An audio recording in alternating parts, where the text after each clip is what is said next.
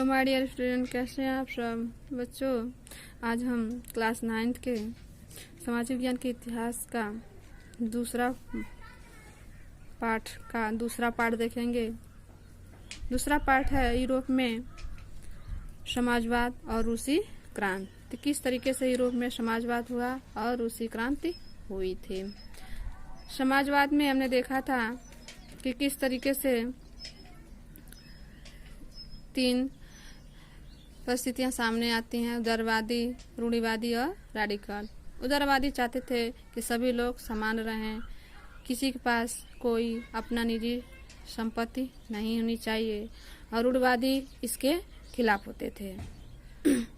तो आज का हमारा टॉपिक है रूसी क्रांति। किस तरीके से रूस में क्रांति हुई थी। करा कि यूरोप के सबसे पिछड़े औद्योगिक देशों में से एक है। यूरोप के सबसे यानी कि जो रूस है वो यूरोप के सबसे पिछड़े औद्योगिक देशों में से एक है। रूस में यह समीकरण उल्टा गया और 1917 की अक्टूबर क्रांति के जरिए रूस की सत्ता पे समाजवादियों ने कब्जा कर लिया था।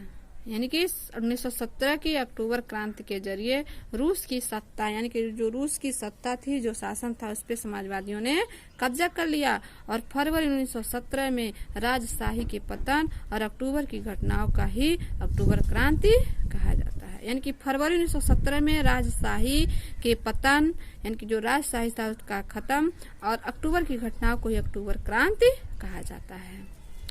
अतः रूसी साम्राज्य 1914। यह चित्र दिखाया गया, देखिए करा कि यह सेंट पीटर्सबर्ग स्थित पिंटर पैलेस के व्हाइट हॉल में जार निकोलस द्वितीय यानी कि 1900 यह जार निकोलस द्वितीय का चित्र दिखाया गया है। करा 1914 में रूस और उसके पूरे साम्राज्य पे जार निकोलस द्वितीय का शासन था। कब? 1914 में मॉस्को के आसपास पड़ने वाले भूक्षेत्र के अलावा आज का फिनलैंड, लातविया, लिथुआनिया, एस्टोनिया तथा पोलैंड, यूक्रेन व बेलारूस के कुछ हिस्से रूसी साम्राज्य के अंग थे। यह साम्राज्य प्रशांत महासागर तक फैला हुआ था। कहाँ तक? प्रशांत महासागर तक। और आज के मध्य एशिया राज्यों के साथ साथ जॉर्जिया, आर्मेनिया व अजरबैजान भी इसी साम्राज्य के अंतर्गत आते थे। रूस में ग्रीक ऑर्थोडॉक्स चर्च में उपजी शाखा रूसी ऑर्थोडॉक्स क्रिश्चियनिटी को मानने वाले बहुमत में थे। यह रूसी साम्राज्य का मैप दिखाया गया है। यानी ये रूसी साम्राज्य में जैसे Germania, Austria Hungary, France, Belgium, उत्तरी सागर, England, Denmark, Norway, Sweden, Atlantic महासागर इधर है, ये भूमध्य सागर है, इधर काला सागर, इधर रोमानिया, बुल्गारिया, ऑटोमन साम्राज्य। यानी कि ये क्या है? उसका साम्राज्य है कि कितने राज्यों में था। फिर दूसरा पॉइंट है अर्थशास्त्र और समाज, अर्थव्यवस्था और समाज। किस तरीके से रूसी क्रांति में रूस में अर्थव्यवस्था और समाज था। करा कि 20वीं सदी के शुरुआत में रूस की आबादी एक बहुत बड़ा हिस्सा था जो खेती बाड़ी से जुड़ा था। रूसी साम्राज्य की लगभग 85% जनता आजीविका के लिए खेती पर ही निर्भर थी। यानी कि अपनी रोजी रोटी के लिए वो क्या थे? किसान थे और खेतों में ही अनाज उगाकर अपनी आजीविका का पालन करते थे। यूरोप के किसी भी देश में खेती पे आश्रित जनता का प्रतिशत इतना नहीं था। यानी कि जितनी पे यानी कि 85% तो जो रूस की किसानों की है वो यूरोप में किसी भी लोग का नहीं था। यूरोप के किसी भी देश में इतना प्रतिशत नहीं था। उदाहरण के तौर पे फ्रांस और जर्मनी में खेती पर निर्भर आबादी 40 से 50% से ज्यादा नहीं थी। रूसी साम्राज्य के किसान अपनी जरूरतों के साथ साथ बाजार के लिए भी पैदावार करते थे। रूस अनाज का एक बड़ा निर्यातक था। क्या करा? जहाँ पे 85% अगर खेती हो तो वो अपने जरूरत के हिसाब से वो ज्यादा अनाज उगाते थे और बाजारों में भी वो बेचते थे। यानी कि वह दूर दूर तक निर्यात भी करते थे। उद्योग बहुत कम थे, यानी कि उद्योग धंधे किसी चीज का उत्पादन बहुत कम होता था अनाज को छोड़ करके। सेंट पीटर्सबर्ग और मॉस्को प्रमुख औद्योगिक इलाके थे। हालांकि ज्यादातर उत्पादन कारीगर ही करते थे, लेकिन कारीगरों की वर्कशॉपों के साथ साथ बड़े बड़े कल कारखाने भी मौजूद थे। बहुत सारे कारखाने 1890 के दशक में चालू हुए थे और जब रूस के रेल नेटवर्क को फैलाया जा रहा था तो उसी समय रूसी उद्योग ने विदेशी निवेशों को भी तेजी से बढ़ा दिया था। इन कारणों के चलते कुछ ही सालों में रूस के कोयला उत्पाद में दुगनी और स्टील उत्पादन में 4 गुनी वृद्धि हो गई। यानी कि धीरे धीरे क्या हुआ, वहाँ पे उद्योग जो कारखाने थे, खनिज थे, उसमें दुगनी वृद्धि हो गई, 4 गुनी वृद्धि हो गई। और सन 1900 तक इलाकों में तो कारीगरों और कारखाना मजदूरों की संख्या लगभग बराबर हो चुकी थी। ज्यादातर कारखाने उद्योगपतियों की निजी संपत्ति थी। निजी संपत्ति यानी कि वह स्वयं के मालिक थे, सरकार की कोई गतिविधि नहीं होती थी। मजदूरों को न्यूनतम वेतन मिलता था, यानी कि बहुत कम वेतन मिलता था, और काम की पाली के घंटे निश्चित होते थे। यानी कि उनके जो काम करने के समय होते थे वो निश्चित होते थे कि अगर आप जैसे इस समय है 8 से 8 करना, 6 से 6 करना, 7 से 7 करना, तो उसी तरीके से उस समय जो काम की पाली होती थी वह निश्चित होती थी। और इस बात का ध्यान रखने के लिए सरकारी विभाग बड़ी फैक्ट्रियों पर नजर रखते थे, लेकिन फैक्ट्री इंस्पेक्टर भी नियमों के उल्लंघन को रोक पाने में नाकामयाब रहते थे। कारीगरों की इकाइयों और वर्कशॉप के काम की पाली प्राय 15 घंटे तक खींच जाती थी, जबकि कारखानों में मजदूर आमतौर पर 10 से 12 घंटे की पालियों में ही काम करते थे। मजदूरों के रहने के लिए कमरों से लेकर के डॉर्मिटरी तरह तरह की व्यवस्था मौजूद थी। यहाँ पे एक चित्र भी दिखाया गया, देखिए ऊपर कहा कि युद्ध से पलटे सेंट पीटर में बेरोजगार किसान, यानी कि युद्ध से पहले जो बेरोजगार किसान थे उनके चित्र हैं। यहाँ पे क्रांति पूर्व रूस में एक डॉर्मिटरी में बने बंकर में सोते मजदूर, यानी कि इसी तरीके के एक रूम बनाया जाता था जिसमें मजदूर सोते थे और रहते थे। फिर करा कि सामाजिक स्तर पर मजदूर बटे हुए थे, यानी कि सामाजिक स्तर पे कुछ मजदूर अपने मूल गांवों के साथ अभी भी गहरे संबंध बनाए हुए थे और बहुत सारे मजदूर स्थायी रूप से शहरों में ही बस चुके थे, यानी कि कुछ गांव के थे और कुछ शहर के। उनके बीच योग्यता और दक्षता के स्तर पे भी काफी फर्क था। जैसे कहते हैं ना कि पढ़ा लिखा है तो इस वर्ग में रहेगा, या अनपढ़ है तो इस वर्ग में रहेगा, तो इसी तरीके से उनके योग्यता के आधार कोई व्यक्ति ज्यादा काम कर रहता है, योग्य हो जाता है, दक्ष हो जाता है तो उसको अलग रखा जाता है, जिसको कम आता है उसको अलग रखा जाता है। तो इस तरीके से उनके अनुभव के आधार पे भी फर्क रखना पड़ता था। सेंट पीटर्सबर्ग के एक धातु मजदूर ने कहा था कि धातु कर्मी मजदूरों को खुद को साहब मानते थे। उनके काम में ज्यादा प्रशिक्षण और निपुणता की जरूरत जो रहती थी। फिर करा कि 1914 में फैक्ट्री मजदूरों में औरतों की संख्या 31% थी, लेकिन उन्हें पुरुष मजदूरों के मुकाबले कम वेतन मिलता था। यानी कि वह काम पुरुषों के समान ही करती थी, लेकिन जो मजदूरी होती थी वह कम मिलती थी। मर्दों की तनख्वाह के मुकाबले आधे से 3/4 तक ही मिलती थी। मजदूरों के बीच मौजूद फासला उनके पहनावे और व्यवहार में भी साफ दिखाई देता था। यद्यपि कुछ मजदूरों ने बेरोजगारी या आर्थिक संकट के समय एक दूसरे की मदद करने के लिए संगठन बना लिए, लेकिन ऐसे संगठन बहुत ही कम थे।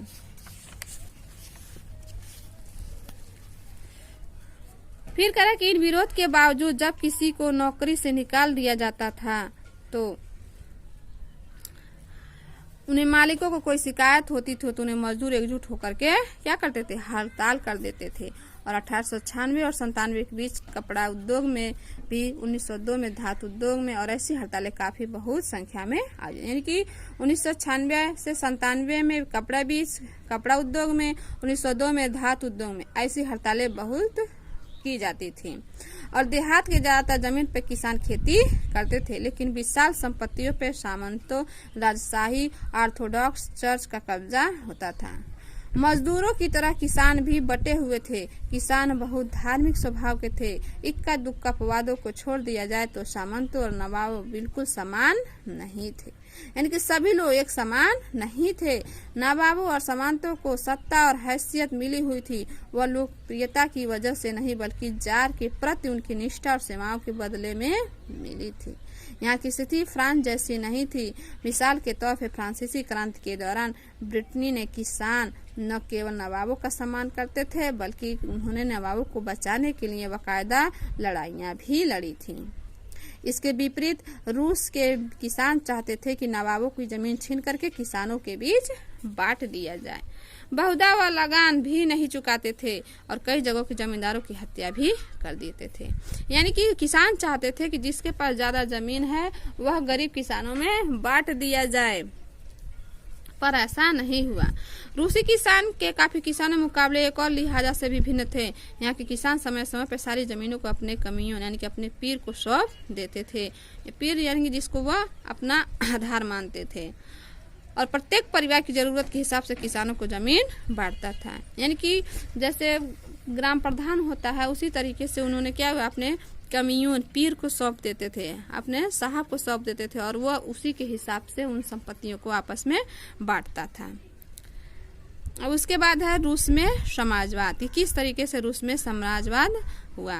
करा कि 1914 से पहले रूस में सभी राजनीतिक पार्टियां गैर कानूनी थी और मार्क्स के विचारों को मानने वाले समाजवादियों ने 1898 में Russian social democratic workers party रूसी सामाजिक लोकतांत्रिक श्रमिक पार्टी का गठन किया।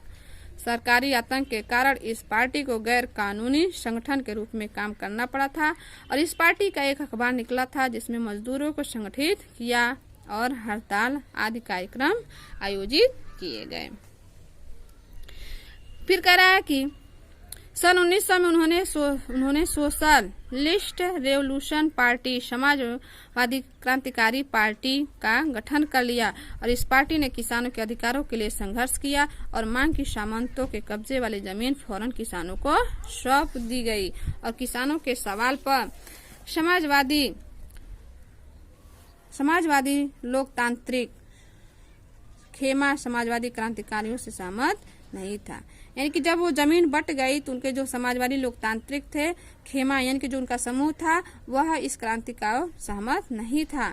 लेनिन का मानना था कि किसानों को एकजुटता नहीं है, वे बटे हुए हैं। कुछ किसान गरीब थे तो कुछ अमीर और कुछ मजदूरी करने थे तो कुछ पूंजीपति भी थे जो नौकरों से खेती करवाते थे और ये अपनी सारी विभेदों के चलते वे सभी समाजवादी आंदोलन का हिस्सा नहीं हो सकते थे।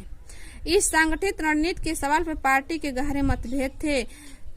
व्लादिमीर लेनिन बोल्शेविक खेमे के मुखिया सोचते थे कि जार यानी कि राजा, जार को क्या कहा जाता था? राजा कहा जाता था। शासित रूस जैसे दमनकारी समाज में पार्टी अत्यंत अनुशासित होनी चाहिए और अपने सदस्यों की संख्या व स्तर पर उसका पूरा नियंत्रण होना चाहिए। दूसरा खेमा मेंशेविक मानता था कि पार्टी में सभी को सदस्यता दी जानी चाहिए, यानी कुछ उसमें अधिकार लेना चाहते, कुछ उसमें अधिकार नहीं देना चाहते थे। फिर धीरे धीरे क्या हुआ, क्रांति में उथल पुथल मच गई और यह क्रांति 1905 की क्रांति है। करा कि रूस एक निरंकुश राजशाही था। अन्य यूरोपीय शासकों के विपरीत 20वीं सदी की शुरुआत में ही जार राष्ट्रीय संसद के अधीन नहीं था। उदारवादियों ने इस स्थिति को खत्म करने के लिए बड़े पैमाने पर मुहिम चलाई और 1905 की क्रांति के दौरान उन्होंने विधान की सभा के सोशल डेमोक्रेट और समाजवादी क्रांतियों के साथ लेकर के किसानों और मजदूरों के बीच काफी काम किया और उसी साम्राज्य के तहत उन्होंने राष्ट्रवादी जैसे कि पोलैंड में और इस्लाम के आधुनिकीकरण के समर्थक जदीदियों मुस्लिम बहुलक इलाकों का भी समर्थन किया। रूसी मजदूरों के लिए 1904 का साल बहुत बुरा रहा और जरूरी चीजों की कीमतें बड़ी तेजी से बढ़ी और वास्तविक वेतन में 20% तक ही गिरावट आ गई। फिर कह रहा है कि 1904 में की गई गठित असेंबली ऑफ रशियन वर्कर्स यानी कि रूसी श्रमिक सभा के 4 सदस्यों को ब्यूटिलो आयरन वर्क्स में उनकी नौकरी से हटा दिया गया और मजदूरों को आंदोलन छेड़ने का ऐलान भी कर दिया गया। फिर करा कि कुछ दिनों भीतर सेंट पीटर्सबर्ग ने 11 लाख से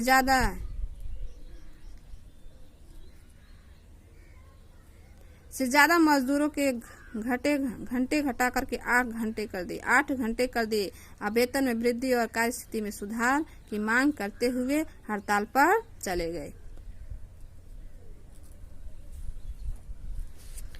1,10,000 ये 1,10,000 है।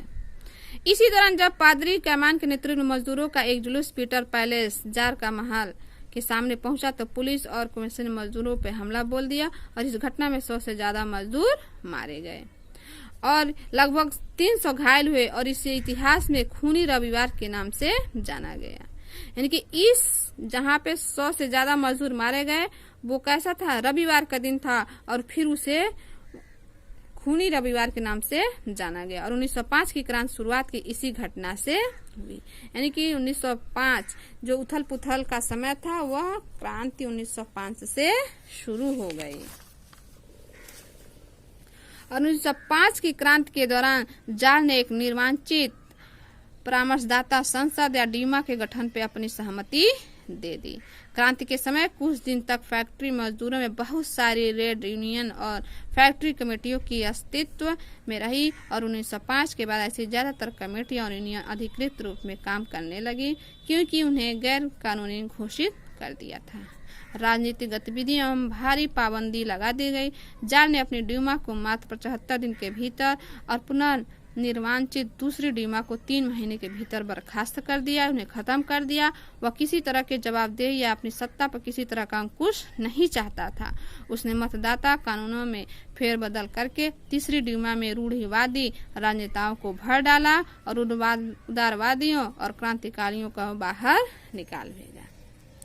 तो इस तरीके से जार ने क्या किया, अपने तीसरे डीमो का भी निर्माण किया और जो उस समय उदारवादी और क्रांतिकारी थे उसको बाहर कर दिया। कल हम तीसरे पार्ट में पहला विश्व युद्ध और रूसी साम्राज्य पढ़ेंगे, किस तरीके से पहला विश्व युद्ध और रूसी साम्राज्य की क्रांति हुई थी। धन्यवाद।